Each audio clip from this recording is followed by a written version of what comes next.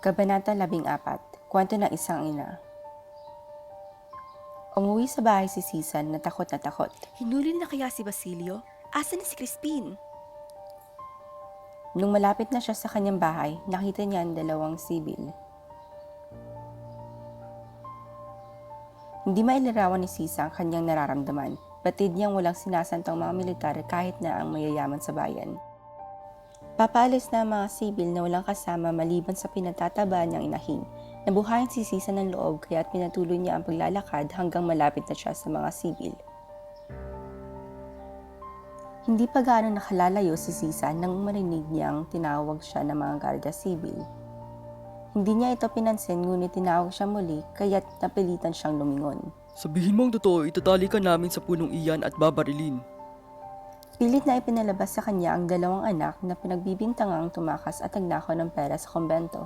Hindi ko pa po nakikita si Crispin at Basilio. Sinabi niya na hindi pa niya nakikita sila, ngunit hindi siya pinaliniwalaan. Dinakip siya dahil dito. Nagmakaawa si Sisa ngunit hindi siya pinakinggan. Wala siyang nagawa kundi sundan ang dalawang sibil. Nakiusap siya kung pwede siyang paunahin. Siya'y pinayagan pero pagigitan muna ng sibil siya hanggang makapasok sa bayan dahil baka siya'y tumakas. Pinagtinginan at kinusya siya ng mga tao na nakakita sa kanya. Halos mamatay na sa kahihiyan si Sisa noong mga oras na iyon. 2 oras na napiit sa himpilan si Sisa.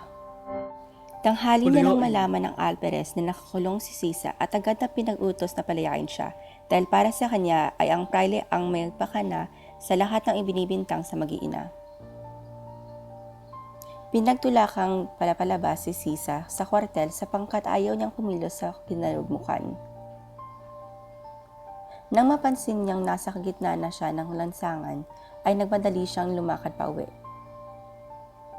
Walang imik siyang pumasok sa kanyang kubo at hinalughog ang bawat sulok.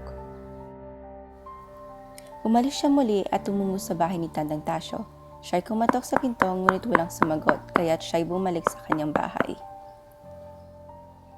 Basilio! Nang makarating siya sa bahay niya, tinawag niya ang kanyang Crispin! mga anak at nagantay ng Basilio! sagot. Inulit-ulit niya ito ngunit tulad ng una, Crispin! walang sumagot. Basilio!